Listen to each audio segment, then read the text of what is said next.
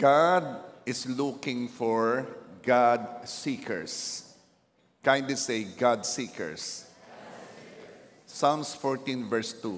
The Lord looked down from heaven upon the children of men to see if there were any that did understand and seek God.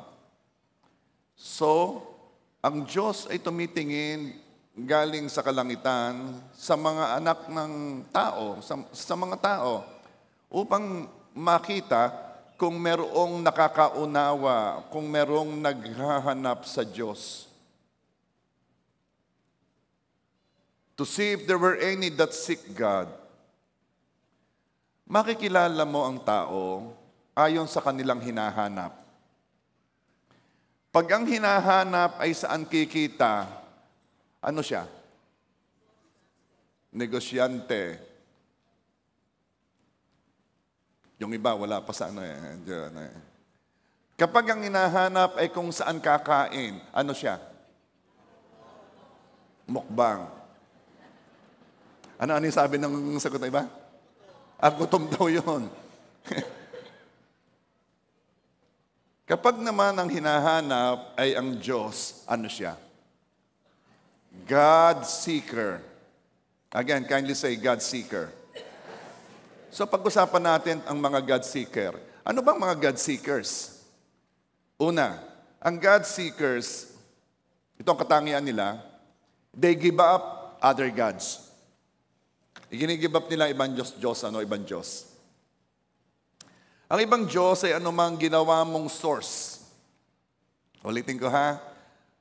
Ang ibang Diyos, small letter D, ay anumang ginawa mong source. Itong hinihingan mo, inaasahan mo, kinukunan mo, ng ano? Ng lahat. Ng kasiyahan, ng kapayapaan, ng proteksyon, at ng lakas. Sila ay pwedeng rebultong pinagdadasalan. Sila ay pwedeng tradisyong pinapaniwalaan. Sila ay pwedeng mga taong inaasahan. Sila ay pwedeng kakayahang pinanghahawakan. Kaya pwedeng ang source mo ay ang talino mo, ang tinapos mo, ang source mo ay si bossing, si ninong, ang source mo ay mga tradisyon na nagsabi sa iyo na ito ang iyong proteksyon o magbibigay sa iyo ng swerte. Yung mga yon ay ibang Diyos-Diyosa na yon. Iba ang mga God seekers. Ang God seekers, ang source nila ay si God mismo at si God lang. Kaya sila ay passionate sa pag-aalis ng anuman o sino man na nagnanais pumalit sa Diyos bilang source nila. Tulad ni Haring Josiah ng Judah. Si Haring Josiah ay God seeker. Itong ginawa niya, 2 Chronicles 34 verse 3. Sapagkat sa 8 taon ng kanyang paghahari, samantalang siya'y bata pa, kanyang pinasimulang hanapin ang Diyos ni David. Samantalang siya'y bata pa. Mamaya malalaman ninyo kung bakit it is advantageous to start early. Samantalang siya'y bata pa, kanyang pinasimulang hanapin ang Diyos ni David, na kanyang ninuno. At sa 12 taon ay kanyang sinimulang linisin ng Judah at Jerusalem sa matataas na dako, mga sagradong poste, mga larawang inukit, at mga larawang hinulma. Inalis na ni Haring Josiah ang mga Diyos-Diyosan sa Judah at Jerusalem. Idolatry is a matter of the heart. Ito'y katatayuan ng puso. Kaya kailangang alisin natin ang lahat ng idols o anumang ginagawa nating source. Hindi mo kukunin sa tao ang pag-ibig na tanging Diyos lang ang makapagbibigay. Sa couple seminar, lagi ko itong pinapaalala kahit sa counseling, na sinasabi ko, babae, wag mong kukuhanin ang iyong emotional need sa asawa mong lalaki. Hindi niya maiibigay yon. Design nyo ni Lord para hanapin mo si God. Di mo kukunin sa anumang bagay ang satisfaction na makukuha mo lang sa relasyon sa Diyos through Jesus.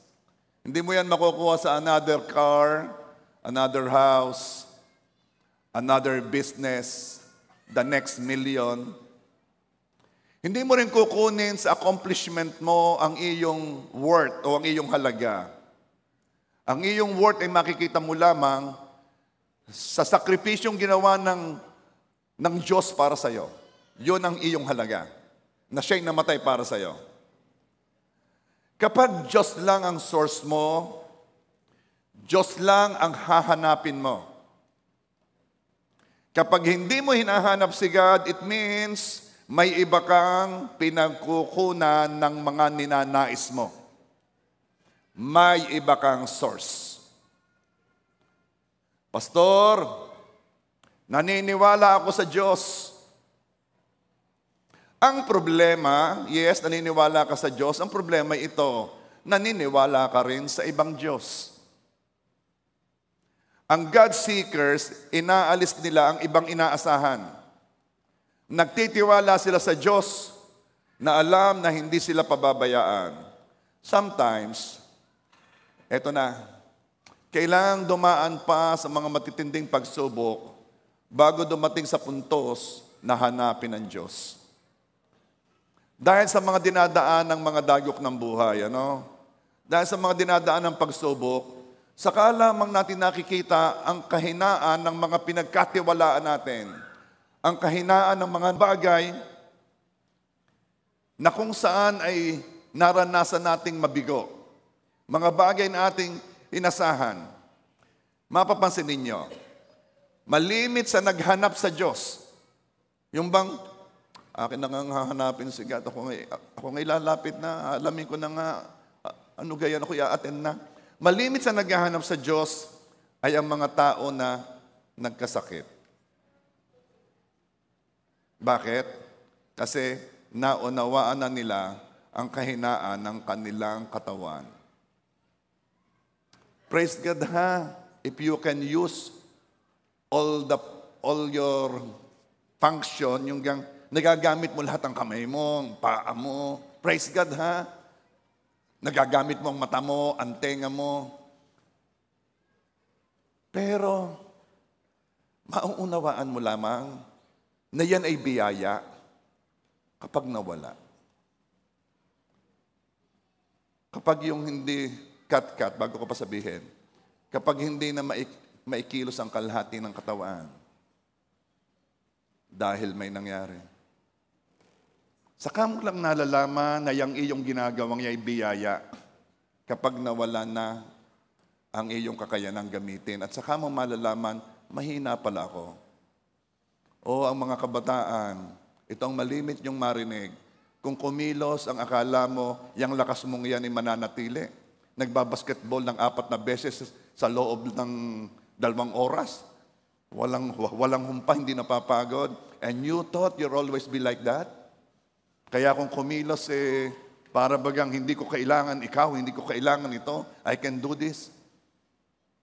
Wait until you experience na yung mga nakasanayan mong yan, ay hindi mo pala laging pwedeng asahan. At maghahanap ka. Marami sa naghanap sa Diyos ay sila ng mga humina ang hanap buhay. Kasi nakita nilang hindi pala laging stable, hindi pala laging ganon. Akala ko laging ganon. Akala ko hindi na ako mauuga. Akala ko stable na stable ako. Isa lang palang, pwede palang maapektuhan, pwede palang mawala. Marami sa naghahanap sa Diyos ay sila ng mga nasaktan sa relasyon. Ito na yung mga nagkape noong February 14. Kasi naranasan nilang biguin ang kanilang mga inasahan, mga pangakong pinanghawakan. At sila yung mga naghanap sa Diyos. Huwag nga ninyong laging tatanungin si Lord, Lord, bakit nangyari? Bakit nangyari? You don't even know the purpose ni Lord, napakalaki. Pero ito lagi ang malimit. Kasi pinalalapit ka ni Lord sa Kanya. Na hindi mo gagawin maliban medyo ugain yung mga bagay na akala mo'y matibay, pwede mong sandalan, pwede mong kunan, at medyo ugain at malaman mong, ako pala, hindi pala ako malakas. Kaya naman, wag mo nang hintayin ang sitwasyon ang magturo ng kawalang saysay ng mga iba nating inaasahan. Kahit pa anong tibay niyan, kahit pa for a very long time ay naasahan mo at hindi naman napalya. Wag mong hintayin ang sitwasyon pa ang magturo sa iyo. Magturo ng kahinaan niya na ipinampapalit mo sa Diyos. Na sa halip na Diyos lang ang iyong asahan bilang iyong source, ay talagang diyan mo naman talaga binibigay ang iyong pag-asa. Huwag nang hintayin na problema ang magtulak sa iyong hanapin ng Diyos. Hanapin mo na ngayon. Isaiah 55 verse 6. Iyong hanapin ng Panginoon habang siya'y matatagpuan. Tumawag kayo sa Kanya habang siya'y malapit. Lumalayo po ba? Dumadating po ba ang time na hindi na matagpuan? Alam mo kasi, dalawa yan Merong sobrang layo mo na at nabago na talagang takbo ng isip mo or naubusan ka ng oras. Ngayon ang time. Ngayon ang time ng pagpapasya. Hanapin mo na siya ngayon. Bakit sabi ko sa inyo maganda yung batay nagsisimula pa? Kasi ang paghanap naman hindi naman pag ikaw ay umattend ng Bible school ng 3 months ay nakita mo na. Ang paghanap kay Lord ay journey. Ang paghanap kay Lord is a way of life. Pastor, saan po ako pwedeng mag-aral ng Bible school? Para pag nag-aral po ako ng Bible school, di ako po malapit na sa Panginoon. Ang paghanap sa Panginoon is a way of life. Kaya yan hindi pwede nang mabilis Yan yung araw-araw. Ang kilos natin will reveal kung naniniwala tayo sa Diyos. Kasi sabi mo kanina, naniniwala ako sa Diyos. Well, your behavior and your action will reveal kung talagang naniniwala ka sa Diyos. Bakit? Dahil kung naniniwala ka sa Diyos, hahanapin mo siya. At kung hindi mo siya hinahanap, hindi ka naniniwala sa Kanya. And Psalms 10 verse 4, sa kapalaluan ng Kanyang muka, ang masama ay hindi naghahanap sa Kanya, lahat niyang iniisip ay walang Diyos. Maaaring hindi ka atheist. Maaaring hindi ikaw kasama sa mga grupong lantarang sinasabing hindi ako naniniwala sa Diyos. Pero minsan ang iyong mga kilos at ang iyong behavior ay nagsasabi na rin ng ganoon. Why? Kasi kung naniniwala ka sa Diyos, kailangang hinahanap mo siya. You're seeking Him. Kasi naniniwala ka sa Kanya Let's take God seriously. It's either naniniwala ka o hindi. At kung naniniwala ka sa Diyos, hanapin mo siya. Ito na ang panahon ng pamimili. Ito na ang panahon ng paghanap. It's either you are in or you are out. Tama na ang neutral. Tama na yung okay lang po ako, may kaunting ganarit, may kaunting ganon. No. This is the time to choose. Kung hindi ka, if you are not all in, then you are out. Kung naniniwala ka kay Jesus, then lumalim ka at lumago ka sa Kanya. Kilalanin mo siya at manampalataya ka sa Kanya. What is time spent for reading the Word, hearing the preaching, worshiping? Gano'n na ba kahaba iyon na mawawala sa iyong 24 hours?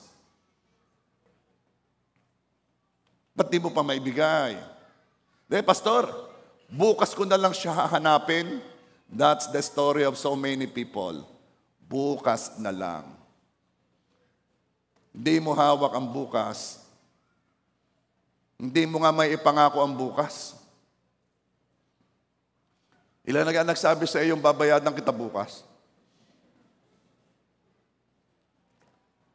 At kung hindi mo siya hanapin, kung hindi mo pa siya hinahanap ngayon, ibig sabihin, ikaw ay namili na at hindi mo pinili si God.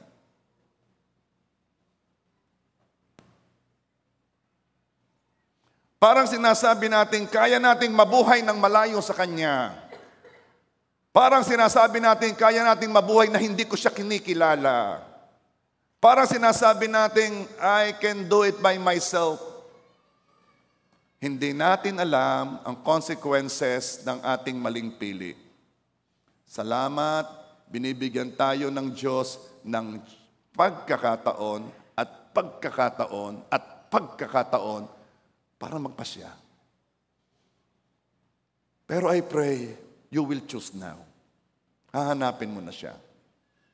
And I'm telling you, obvious na obvious ang naghahanap. Obvious na obvious. Ito yung naikwento ko na noon eh. May kamag-anak ako na nalaglag ang kanya yatang bracelet, ay ginto.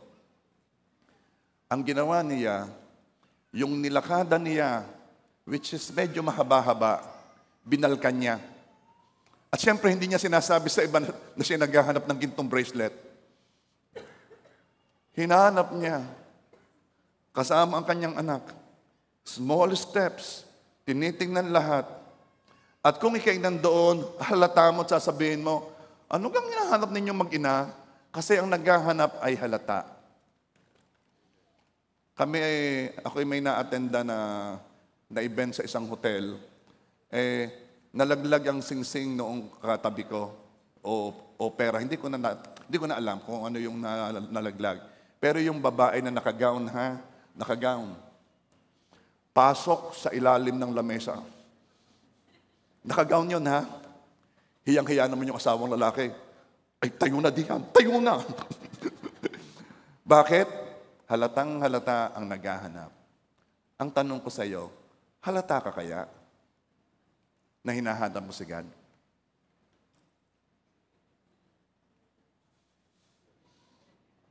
About face. Sabihin mo sa katabi mo, halataga ako.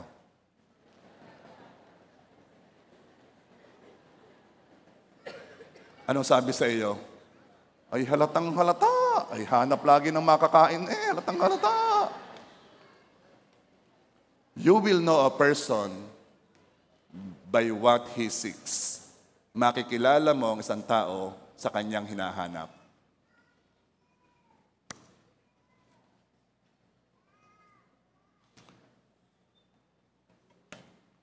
Nandiyan pa ba kayo? Number 2, God's seekers rejoice in the Lord. Psalm 70 verse 4. Let all those that seek thee rejoice and be glad in thee. Ang tanong ko, saan ka masaya? Bakit po? Kasi those that seek the Lord rejoice in thee o nagre-rejoice sa Kanya. Ay, pastor naman, paano ka naman ako malulugod sa Diyos? Wala namang masayang nangyayari sa buhay ko eh. Ano ka naman ikakasiya ko? Wala namang magandang nangyayari. May aringa at may mga problema pa. Okay. Hindi ka masaya kay Lord o hindi ka nalulugod kay Lord dahil may magandang nangyayari. Hiwalay iyon. Irrelevant iyon. Sa iyong pagre-rejoice kay Lord. Nalulugod ka kay Lord o nagre-rejoice ka kay Lord kasi siya ang hinahanap mo. Anong ibig sabihin? Kasi kung saan ka nalulugod, yun ang hahanapin mo. Kung saan ka nalulugod, yun ang hahanapin mo. Meron talagang siya masayang-masaya kapag magandang suot niya. So, nasaan siya? Nasa ukay-ukay. Meron namang masayang-masaya kapag siya ay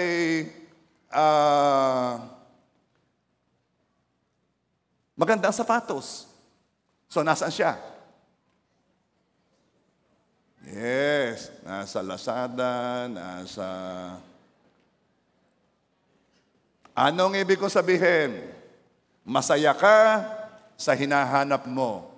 And let those that seek thee rejoice in thee. You are defined again by what you seek. You are defined by what you seek. Kaya, ito yung nasabi ko na noon, uulitin ko, huwag naman masyadong fan. Huwag kang fan. Panahon pa namin ay nag-aaway na yung mga fans. Kung ikaw ay Vilmanians o ikay Noranians. Pero kung ang inabot mo ay si Susan Roses at si Amalia Fuentes, medyo wag maging fan, wag sobrang hanga, wag hangain. Kasi kung saan ka humahanga, doon ka nalulugod. At kung saan ka nalulugod, yun ang hahanapin mo.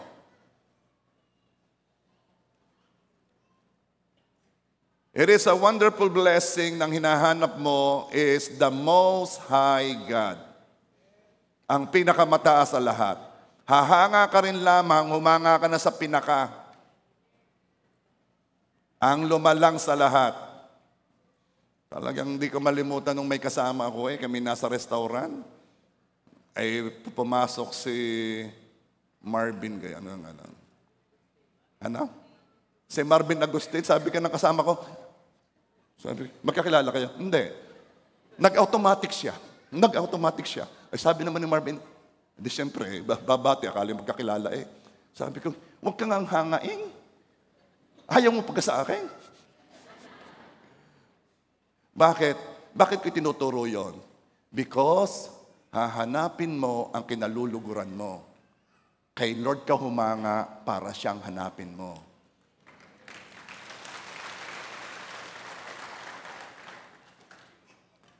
At kung hindi ka excited kay God, it means may iba ka pang hinahabol. Thinking na He is worth seeking. Look at what Paul said. Ano ba sinabi ni Paul? Philippians 3 verse 7 and 8. Ngunit dahil kay Kristo ang mga bagay na pinapahalagahan ko noon ay itinuring kong walang kabuluhan ngayon. Wow. Sabi ni Paul dahil kay Kristo, yung mga bagay na mahalaga sa kanya noon, tinuturing niya ngayong walang kabuluhan. Yung mga tao noong hangang-hanga siya, talaga namang bossing na bossing siya. Dahil kay Kristo, ay hindi na. Hindi kayong source ko Si Kristo ang aking source. Verse 8. Oo, itinuturing kong walang kabuluhan ang lahat ng bagay bilang kapalit ng lalong mahalaga. Yun pala. Dati mahalaga sa kanya. Pero ngayon, itinuring na niyang walang kabuluhan kasi meron siya nakitang mas mahalaga. Let me continue. Ang pagkakilala kay Kristo Jesus na aking Panginoon. Wow. Oh, I pray dumating tayo sa puntos na yon, na yung mga bagay na totoong mahalaga sa atin, yung mga bagay na nakaka-epekto sobra ng ating buhay, ng ating emosyon, yung mga bagay na nagpapamove sa atin kasi mahalaga sila, ay dumating sa puntos ay makita natin walang saysay. Dahil mas mahalaga na ang pagkilala kay Kristo Jesus. Ang lahat ng bagay ay ipinalagay kung walang kabuluhan at itinuring kong basura. Makamtam ko lamang si Kristo. Ano ba ibig sabihin nito? Yung bang matapos mong mag-aral, mag-college, mag-masteral, mag-doctorate, and you are very proud of your accomplishment, pero dumating ka sa puntos, lahat yan ay basura kumpara sa paghanap ko sa pinakamahalaga. Walang iba kundi ang Panginoong Jesus. Alam mo bang ibig sabihin nito? Yung sinasabi ni Paul, yung mga bagay na mahalaga sa maraming tao, na sinasabi ng mga tao, kagaling mo, kahusay mo. Yung mga bagay na mahalaga, katulad ng yung ikaw ay naging successful, quote-unquote. Yung meron ka nito, meron ka niyan. Yung ikay kinikilala, you are famous. Sinabi ni Paul, yung mga bagay na yan na talaga namang hinabol ko noon. Kung mababasa nga ninyong pinanggalingang verse dito, kung pagiging pariseyo, ako'y napakatindi. Sa paggawa ng kabutihan, ako'y napakatindi. Lahat na mahalaga noon. Pagdating Sa katuwiran, ako'y lalaban. Ginagawa ko yon. Pero ngayon, wala nang halaga pa sa makilala ko ang Panginoong Hesus.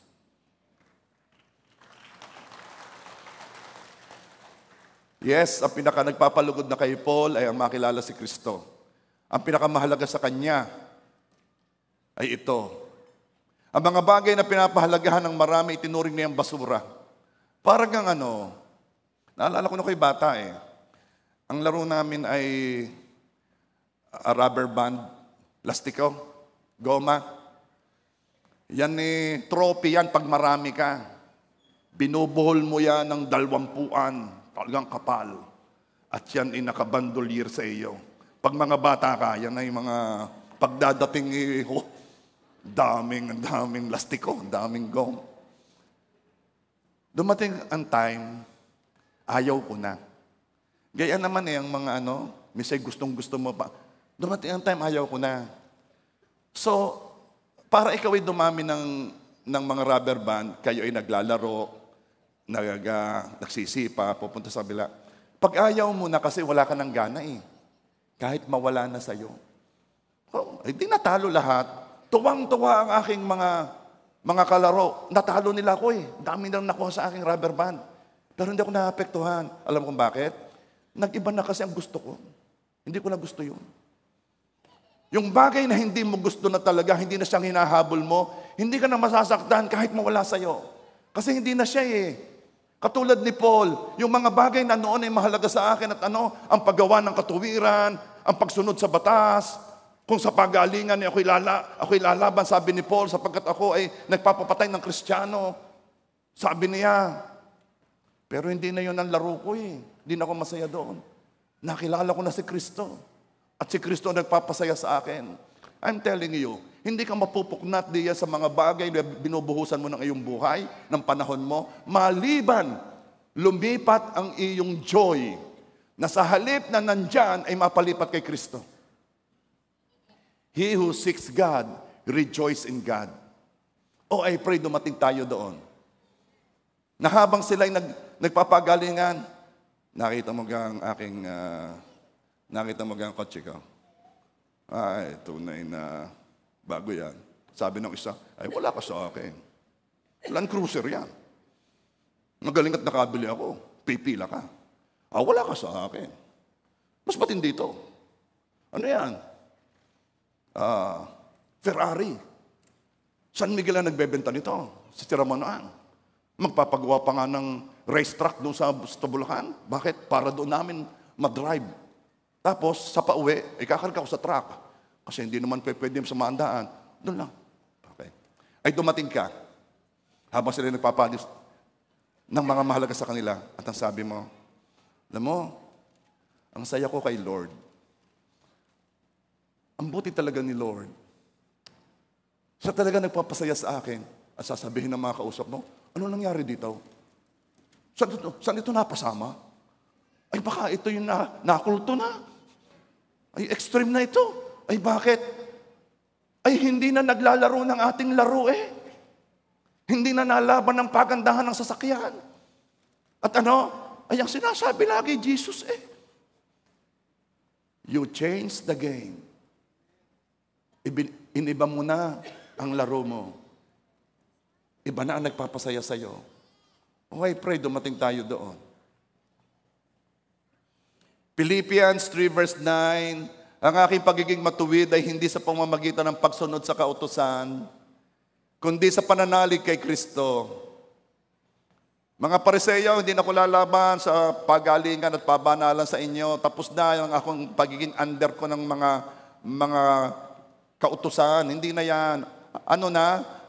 Ang pagiging matuwid ko ngayon ay buhat sa Diyos sa pamamagitan ng pananampalataya. Iba na ang laro ni Paul. Hindi na sa paggawa ng mabuti. Sige, gawa ng mabuti. Hanggang kailan gayan? Hanggang ilan gayan? Na sa palagay mo, ikay tatanggapin na ng Diyos. Kapag ginawa mo iyan, hanggang saan yan? Sabi ni Paul, hindi na. Ngayon, ang kaligayahan ko ay si Kristo Jesus. Ang pagiging matuwid ko ay buhat sa Diyos sa pamamagitan ng pananampalataya kay Jesus. Yan ang sinasabi ni Paul. In verse 10, ang tanging hangarin ko ngayon ay lubos ang makilala si Kristo. Wow. Paul, you changed the game. Ang tanging hangarin ko ngayon ay lubos ang makilala si Kristo. Alam mo, I'm looking forward na mga ilan sa inyo ay madatnang ko sa church na mag-isa ka lang at sasabi ko, bakit ka nandito? Wala. Gusto ko lang mapalapit sa Panginoon. Gusto ko lang manalangin. Bakit? Anong nangyari? Wala. Iba na eh. Si Jesus na nagpapasaya sa akin. Hindi na yung mga bagay na dating binubuhusan ko ng panahon na masyadong mahalaga sa akin. Oh, I pray, dumating tayo sa puntos na iyon.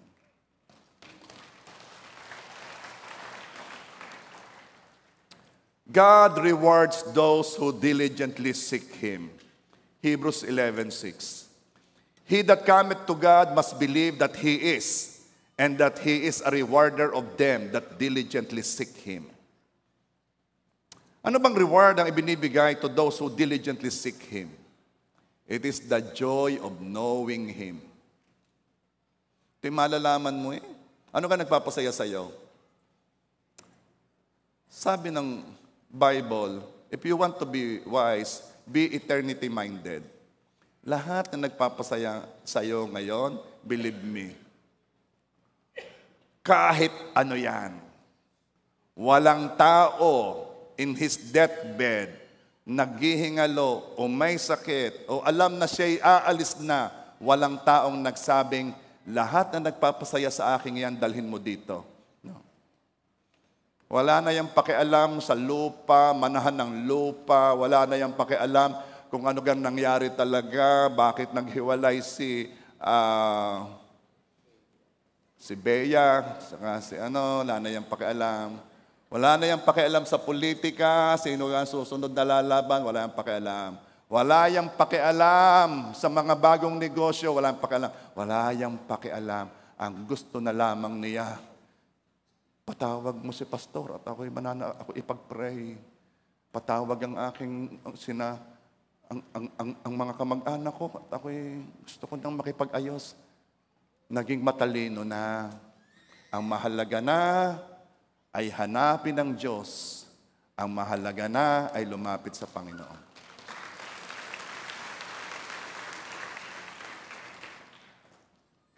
Change the game. Ito ang nagtulak sa mga disipulong iwan anumang mahalaga sa kanila at harapin kahit ang kamatayan dahil sa joy na nakaharap sa kanila ang makasama ng Panginoong Yesus. O number 3, ano ba yung mga God seekers?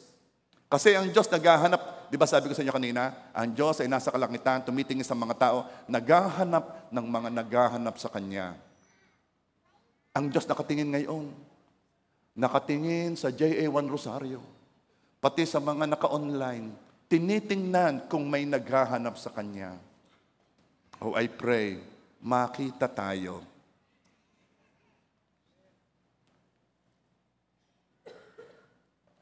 God seeker praise. O nananalangin. Ang Diyos ba ay sumasagot sa panalangin? Then bakit hindi tayo nagpe-pray? You know what? Our behavior tells more about ourselves and our beliefs than what we say.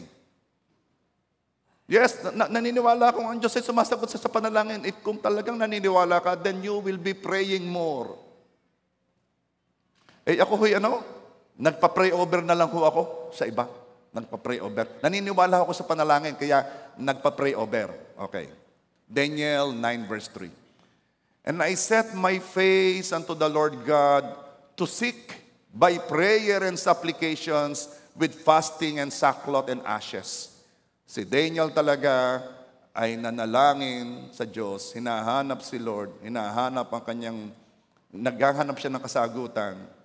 Nag-decide si Daniel hanapin si Lord, kaya siya ay nag-pray, hindi nagpa-pray. Okay? Okay lang magpa-pray, pero ito, sana nakapag-pray ka na rin para sa'yo. Huwag mo na mangiasa lang yung pray over ng iba.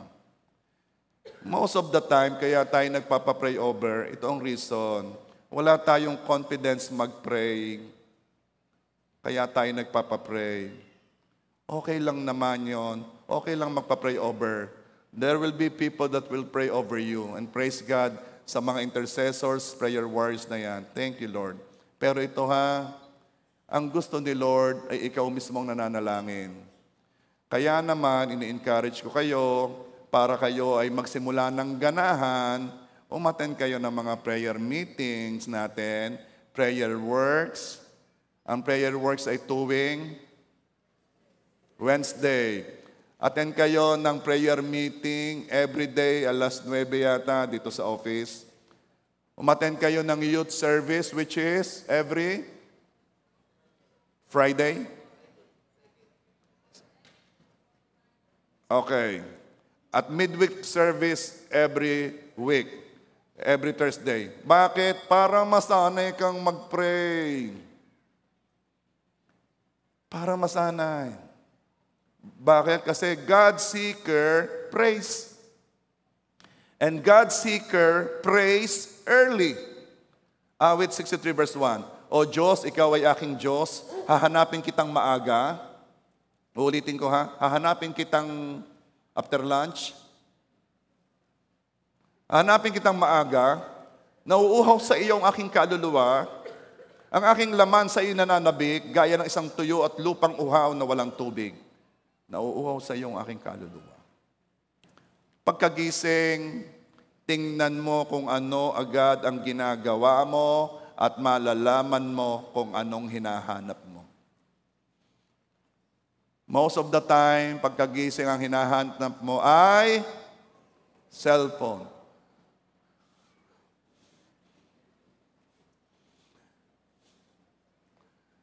Ang iba naman, most of the time, pagkagising ang hinahanap ay magawa sa bahay. Meron talagang pagkasisipag pagkagising mataas na agad ang kanyang ang kanyang energy. Ay talaga namang pati kasama sa bahay idala gising na kayaw! Gising na kayaw! Mataas na agad ang energy.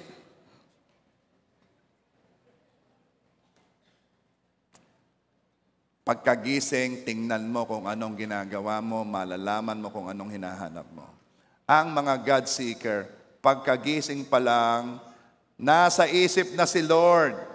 Kaya hinahanap na si Lord. Kaya nagpe-pray na kay Lord. Hinahanap ng maaga. Bakit? Nauuhaw siya. Nauuhaw ang kanyang kaluluwa. Bakit ba dapat morning, Pastor? Bakit maaga? Ako po talaga, pag maaga, ang una kong yung ginagawa ay nabiling pandesal O di alam kung anong hinahanap mo. Morning prayer is setting yourself up to be more spiritual sa buong araw. Ito kasi ang kailangan nating Kristiyano Kailangan tayo in tune sa spiritual. Kasi na-born again ang ating spirit, pero tayo nasa katawan parati at kumikilos tayo sa sanlibutan. Pero ang na-born again sa atin ay ang espiritu. Kailangan in tune tayo sa espiritu. At para mangyari yon, simulan natin ang araw sa panalangin. Para umaga pa lang, nakatune in na ang isip mo sa Diyos at sa gustong gawin ng Diyos sa iyo. So many people are asking God, Lord, guide me. I-guide po ninyo ako, instruct me. Lord, sa aking mga gagawin, paano ka mag-guide ni Lord? Paano mo matatanggap ang instruction ni Lord kung wala ka naman sa spiritual realm? Kasi yung mga taong nanalangin, nilagay na niya agad ang sarili niya doon sa naka-in-tune siya kay Lord. Parang pareho kayo ng channel, pareho kayo ng frequency ni Lord. Yun ang ginagawa ng prayer. Kaya mas madali mong nare-receive ang guidance at instruction ni Lord. Mas sensitive ka. Kaya naman ikaw ay mas sure sa sinasabi ni Lord sa iyo at confident in doing what He wants to do. Confident ka. Kasi alam mo in tune ka na Ito ang kahalagahan ng morning prayer. Kailangan kasi tayong na kay Lord, nasa presence ni Lord. Haven't you noticed, ang sabi ni ni Jesus sa mga disipulo. Nung nag-pray si Jesus sa garden, tapos may sinama siya mga disipulo, sabi niya, pray with me, pero lumayo si Jesus ng konti, pero yung mga kasama niya, pagdating niya, nakatulog na. Remember that? Ano sabi ni Jesus? Hindi ba kayo pwede mag-pray ng isang oras man lang? Okay. Sabi ko, nung ko pa iniisip, ano bang kahalagahan ng isang oras? Bakit isang oras? Yun po ba ang minimum? Okay. This is how ganito kasi yon. Sa iba't ibang tao, it takes time para sila makapasok sa presence ni Lord. Sa iba't ibang tao, it takes time para makapasok sa spiritual realm. Sa iba, they need 1 hour. Tingnan ninyo yung mga nagpe-pray. Nagpe-pray ka, ano nangyayari? Ang dami napasok sa isip mo, naalala mo, ay sa nga pala yung gangam. Nahugot ko nga saksakan ng plancha nga pala. Kaya minsan, it takes longer para talaga makapasok ka sa presence. Bakit? Sa pagtuturo ni Lord ng prayer, inunan niya yung, Our Father who art in heaven, hallowed be your name. Bakit tinuruan ka muna niyang mag-worship ka muna? Bakit hindi, Lord, pahimpira. Lord, ingatan mo mga anak ko. Bakit? Hallowed be your name. Okay. Kasi kailangan mong pumasok sa presence niya. And worship, ang isa sa pinakamabilis, magpapasok sa presence ni Lord. Gusto ni Lord, in-tune ka sa Kanya. Simulan mo yung araw na in-tune ka sa Kanya. Pareho kayo ng orbit. Pareho kayo ng realm. Pareho kayo ng ginagalawan. Kaya, iba ka eh. Iba yung wisdom mo. Kasi may naririnig kang iba na hindi naririnig ng mga ibang hindi man lamang nakikipag-usap sa Panginoon.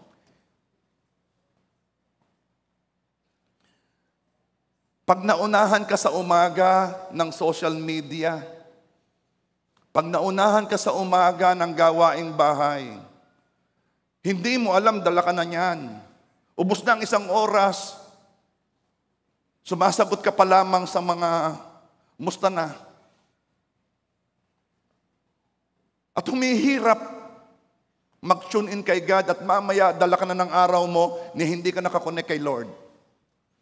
Those who seek God, praise.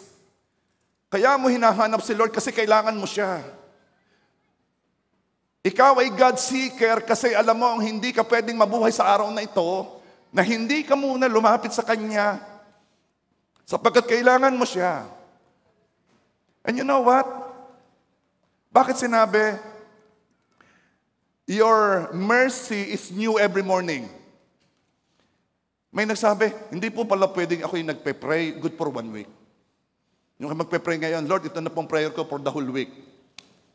Hindi. Gusto ni Lord every morning. Kaya sinabi ni Lord, ang biyaya ko'y iba tuwing umaga. Ano ibig sabihin? Yung biyaya sa araw na ito, mamayang 12:00, yan ay ubos. Kaya may bagong biyaya. Nauubos mo ba ang biyaya? Hindi naman nauubos, nare-renew.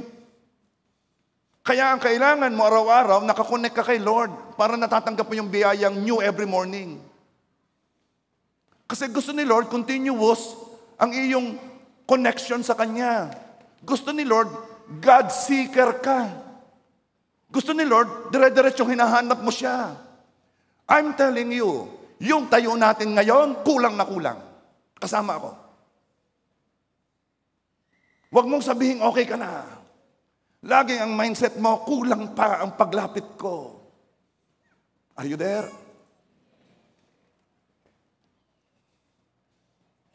Start the day with the Lord on your mind, and you will end the day with the Lord on your mind. Yon ang target natin. Kaya, Lord, sino nagpe-pray nung aking turo sa inyo na ang inyong prayer, Lord, make me a blessing today? You will be a blessing today kung nakakonekta ka kay Lord.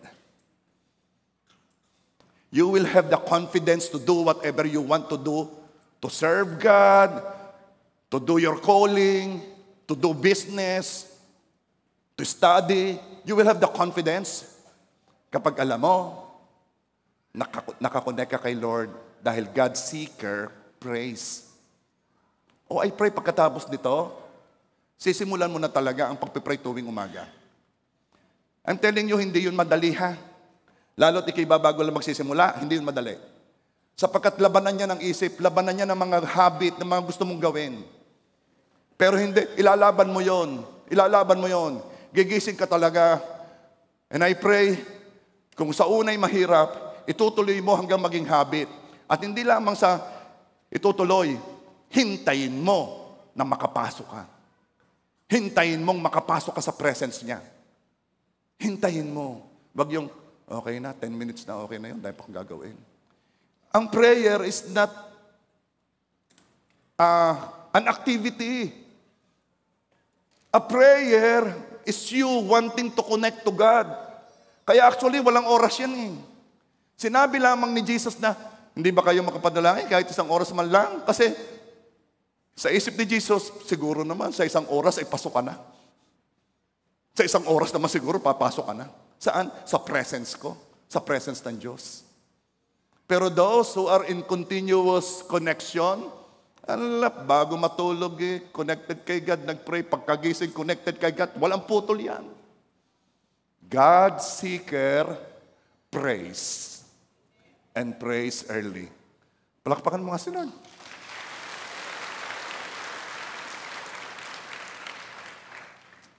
Okay. Okay pa ba kaya?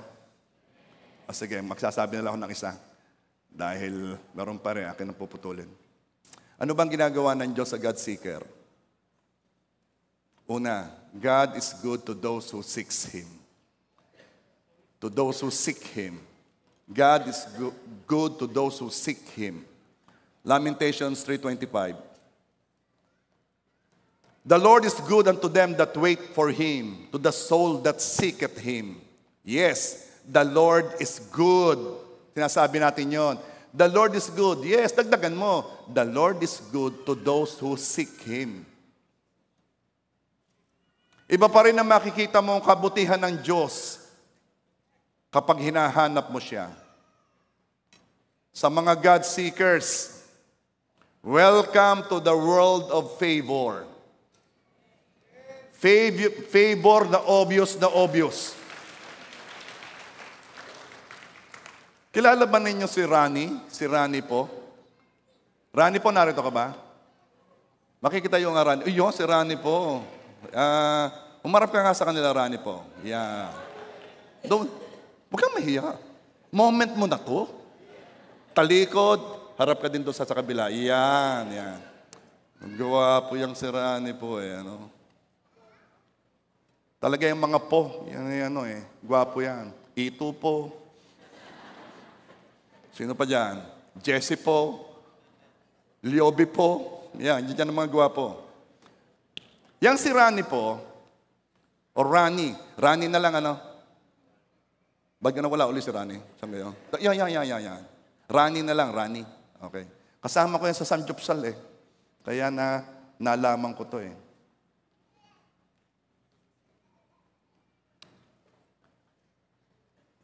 Yan pala hindi ko lang tawag eh. Yung naging YouTube sensation pala yan for a moment. Ito na may atin-atin lang, huwag niyo sasabihin ha, baka habulin ng BIR. May sunod-sunod na araw na kumita yan ng 20,000 per day. Bakit? Ano lang yan? Mag-YouTube lang yan, ipapakita ang damit. Umabot nga ng ilan yung iyong view. Views mo doon sa isang 1 million? 13 million? O laman ka lang sa akin ng 1 million. 13 million views. Yun pala, pag maraming views, babayadan ka. Kaya everyday, tumatanggap siya ng 20,000. Ay, laki pala nang natatanggap ng ibang mga vlogger, ano? Every day. Ilang araw po? Ayun na, hindi ko sasabihin. Pero may sinabi siya, alam po ninyo kung kailan nagsimula yon. Nung narinig ko po yung teaching ni Pastor Eric, alin, yung puntites. Siya din nag-thanks. Bigla daw naging 20,000. Alam mo, the mere fact na ikaw ay sumusunod o gusto mong sumunod kay Lord, it only means God seeker ka na. Hinahanap mo yung principles ni Lord eh. Ano ba Lord ang inutos mo, susundin ko?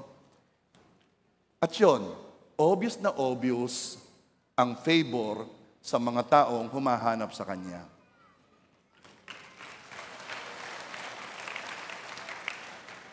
Bakit, Pastor? Because God is good to those who seek Him. The Lord is good unto them that wait for Him, to the soul that seeketh Him. Ay talagang si Rani, nagpagawa ng kanyang kwarto, pinaayos ang kanyang kwarto. Okay, believe di yan. Ba't hindi bahay ang iyong pinaayos at yung kwarto mo lang? Paano naman yung makasama mo sa bahay? Anyway, bahala ka na sa pera mo. Sa susunod yon, sa susunod. Okay. Marami ding goodness ang hindi mo na nalaman o sa pahuli mo maunawaan. Merong akong kakilala na inoperahan siya sa kidney at nakakuha sa kanya ng napakaraming stones. Pinakita nga sa akin nasa bote. But here's the point. The stones had been there for a very long time, even before the pandemic. Nakita na yon. At sa dami at sa tagal ng stones na nasa kidney, which last 2 weeks lang yata siya inoperahan, miraculously, hindi na-damage ang kanyang kidney. Ito'y naunawaan noong mga alam ang medicine o yung napag-aralan. Alam niyang himala ang nangyari sa kanya kasi doktora siya eh. Alam niyang himala. At siya nagpapasalamat sa Panginoon. Pero alam mo, kilala ko sila eh. God seekers sila. And God is good to those who seek Him. Maraming humihingi ng favor kay God. Gayong all they have to do is seek Him. And you will be in the road of favor.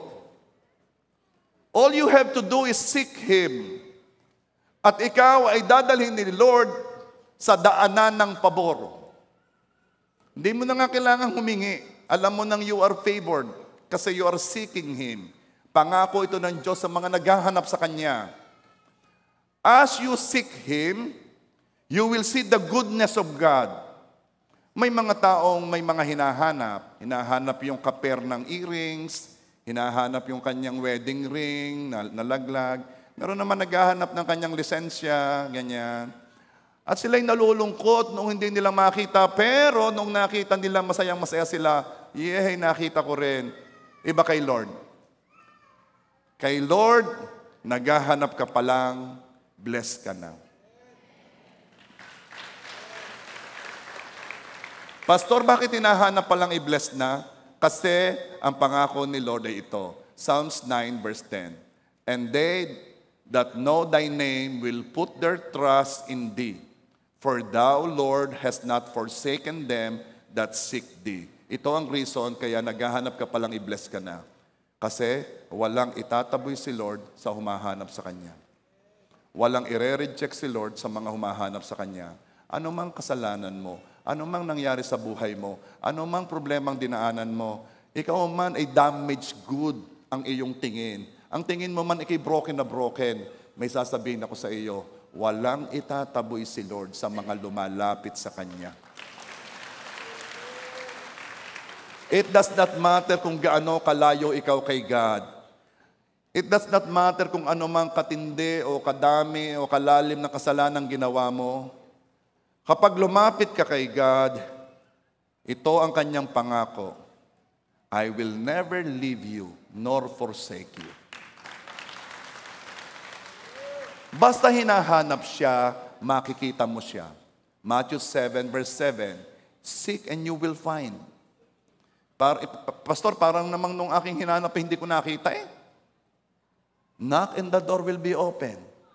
Parang ako naman katok ng katok eh, wala namang pintong nabuksan. Ask and it will be given to you.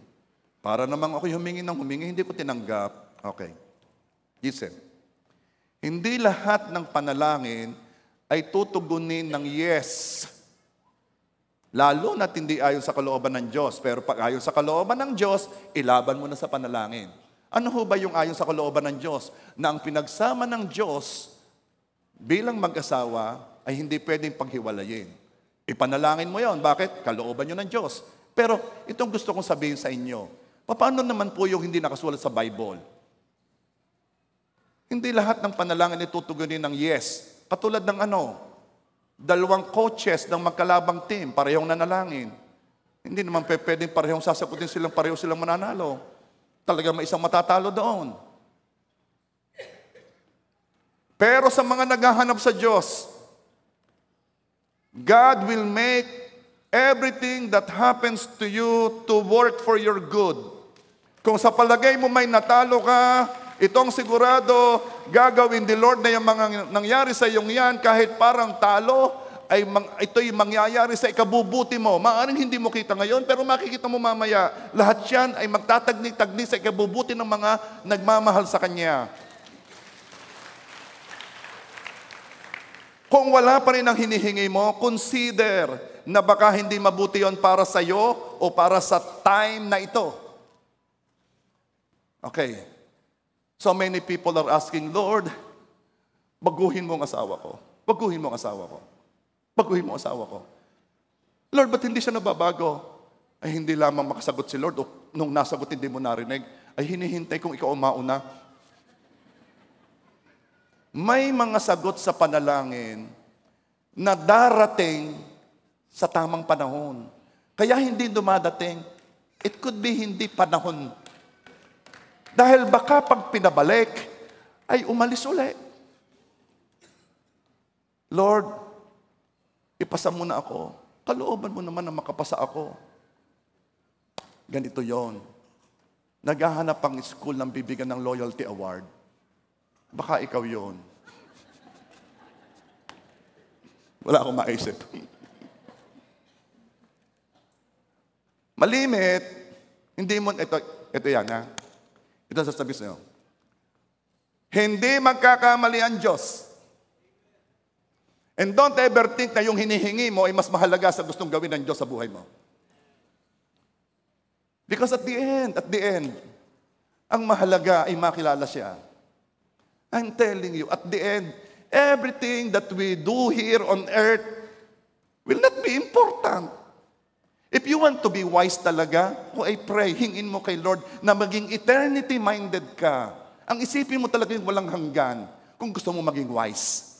Pero kung gusto mo yung maging normal, average human being, then play their games. Paramihan ng pera, pagandahan ng sasakyan, pagandahan ng jowa, papugihan ng jowa.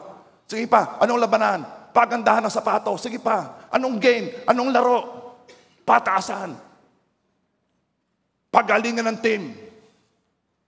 Baguhin mo ang laro, baguhin mo ang laro. What will I do that will affect eternity? Anong gagawin ko na makaka-epekto sa walang hanggan? Then you will be wise. You will be wise.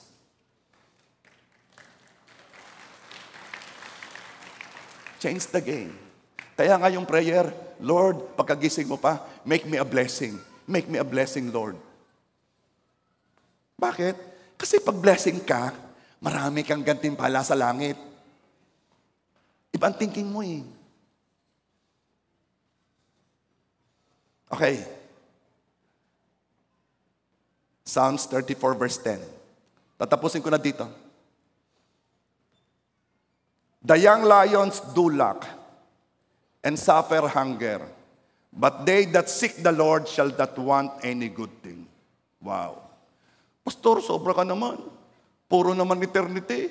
Paano naman yung ngayon? Siyempre, gusto ko rin naman may bahay ako. Gusto ko rin naman may sasakyan ako. Ibig mo ba sabihin, hindi ko na yun na-ambisyonin? It's just a matter of priority. Okay. The young lions do lack and suffer hunger, but they that seek the Lord shall not want any good thing. Hindi ka na sisimulan. Okay. Si Lord hindi madamot. Si Lord napakatalino. Pagpapalain ka ni Lord sa buhay na ito. Pero ang gusto ni Lord, mas mapagpala ka sa susunod na buhay. Hindi naman ibig sabihin gusto ni Lord, ikaw ay magdusa dito, maging pulubi ka dito, at sa langit ka na lang yumaman din. Ito kasi, pag inuna mo kasi siya, uunahin ka niya. Look at this. The young lions do lack and suffer hunger. Bakit sinabi yon? Alam mo yung leon, yan top of the food chain.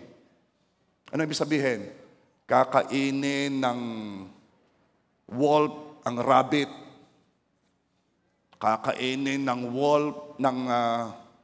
basta may kakain pa rin. Basta sa dulo, leon ang kakain sa kanila. Walang nakain sa leon. Sila yung... Sige, mamuhay kayo. Pag kayo busog na, kakainin ko kayo. Pero walang nagtangka ng gayon sa leon. At ang sinabi doon, ang leon magugutom. Ha? Sila na nga yung hari ng jungle? Yes, magugutom ang leon. Pero, sila na naghahanap sa Diyos ay hindi kailanman mawawala ng mabubuting bagay. Sinabi ni Lord yung imposibleng mangyari ay mangyayari. Pero, ito daw ang sigurado, itong sure. Ikaw na naghahanap sa Diyos, hindi ka mawawalan ng mabuting bagay. Gusto ko yan, pastor, gusto ko yan, pastor, gusto ko nito, gusto ko... Okay. Malimit, hindi mo naman talaga alam kung ano na bagang mabuti para sa iyo. Kakatuwa ang tao. Hihingi, pag hindi binigyan, nagagalit sa Diyos. Para bagang alam na alam nila kung anong mabuti sa kanila. Hindi, pastor, basta bigyan mo ko ng pera, alam kong gagawin ko diyan. Oo. Bibilis ka sa daan na kung saan naroon ka. Pag masama kang tao, hindi bibilis sa pagiging masama mo. Kung mabuti ka, bibilis sa pagiging mabuti mo. What is my point? Malimit, hindi mo talaga alam kung ano ang mabuti para sa iyo. Hayaan mong si Lord ang magpasya noon. Dahil ang sigurado, mabuting bagay ang ibibigay niya sa iyo kasi may pangako siya sa mga naghahanap sa Kanya. They that seek the Lord shall not want any good thing. Ang mabuti sa iyo, not necessarily mabuti sa iyo. Magtiwala ka sa Diyos. Ang ibibigay niya sa iyo, yung mabuti sa iyo. Alam ka ninyo noon, ako'y nananalangin, ako'y nahingi sa Diyos. Alam ka ninyo yung hinihingi ko sa Panginoon nung kauna-unahan. Habang kami nasa long table at nagiinuman, Lord, wag po sanang malasing. Salamat! At hindi sinunod ni Lord. Hindi ako pinagbigyan. Lord, kahit ngayon lang, wag sanang malasing. Napakarami nating prayer, ang akala natin tamang-tama sa sitwasyong iyon. Hindi naman po ako nananalangin ng gaya, oo nga, how sure are you na yung panalangin mo ngayon tama? Pero kung gusto mo na ang ibigay ni Lord sa iyo, kahit hindi mo hinihingi, ay tama. Nang ibigay ng Diyos sa iyo mabuti, itong gawin mo. Hanapin mo siya dahil sa mga naghahanap sa Kanya, siya'y bibigyan ni Lord ng mabubuting bagay. Are you there? In closing, I am encouraging you. Pwede ako mag-preach ha? Kayo makinig na makinig, pero dagdagan ninyo. Yung paghahanap ninyo kay Lord, ikaw ang magpapasya. Yung gutom mo kay Lord, ikaw ang magpapasya. Huwag kang manghihiram ng gutom ko o gutom ni Pastor Eric sa Panginoon. Huwag kang manghihiram. Kailangan ikaw ang mauhaw, maggutom kay Lord at hanapin mo siya. Huwag mo kaming gagawing standard, huwag mong gagawing kung sino man. Kailangan ikaw mismo. Hanapin mo sila.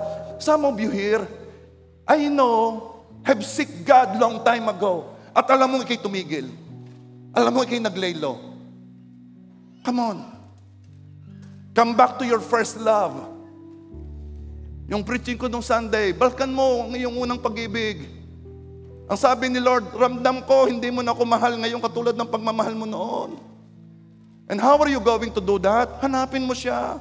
Pastor, ano kang gagawin ko para hanapin ko siya? Well, start in knowing Him. Hindi mo pa siya kilala.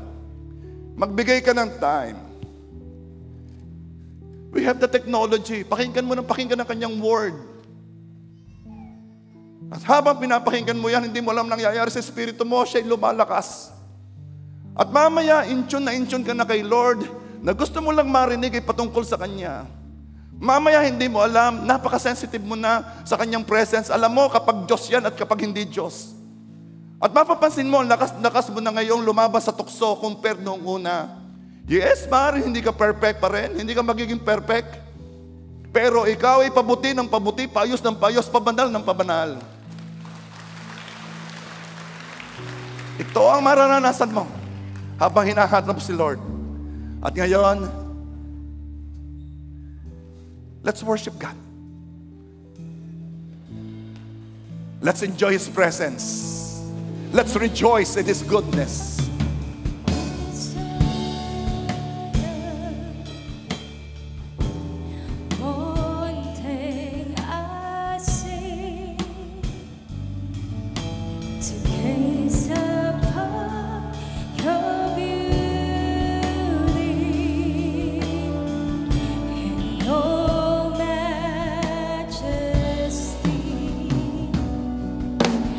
God, oh my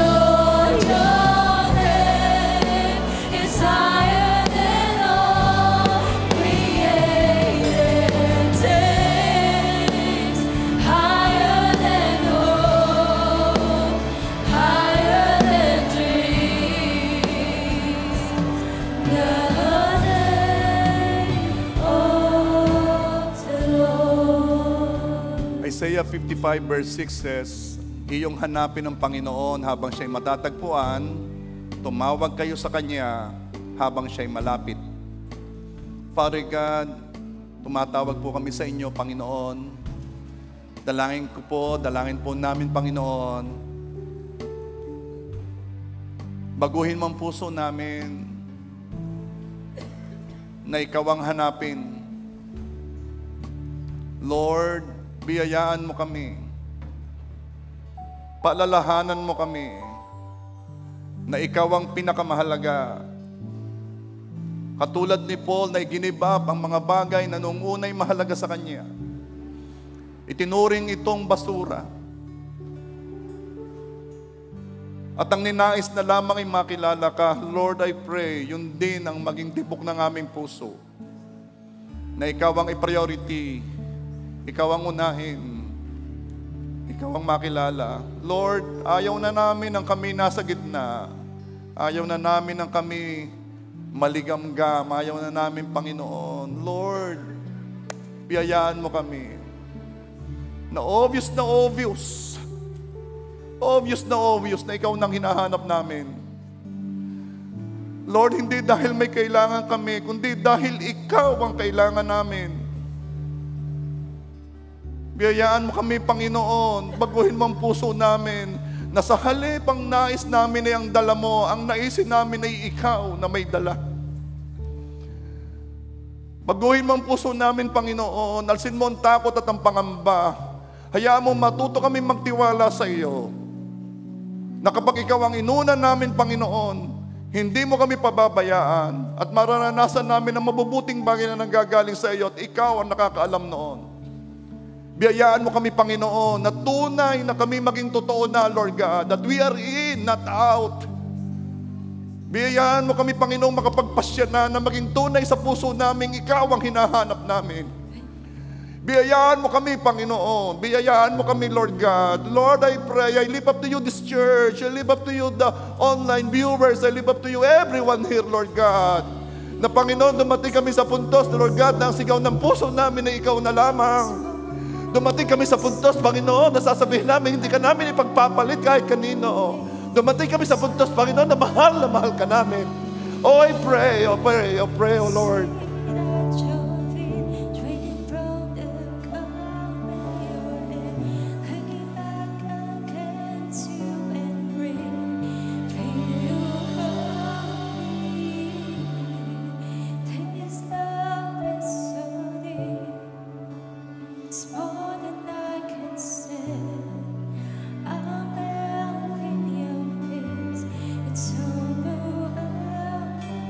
Lord, here is your church, Lord God. Here is your church. Ilapit mo kami sa iyo. Ilapit mo kami sa iyo. Sabihin po natin, O aking Ama, patawad sa aking mga kasalanan. O Panginoon Diyos, tinatanggap ko po ang Panginoong Jesus bilang aking Diyos, Panginoon ng aking buhay, at tanging tagapagligtas. Father God, ilapit po ninyo ko sa inyo. Ilapit po ninyo ko sa inyo, Panginoon. This we pray. In Jesus' name, Amen.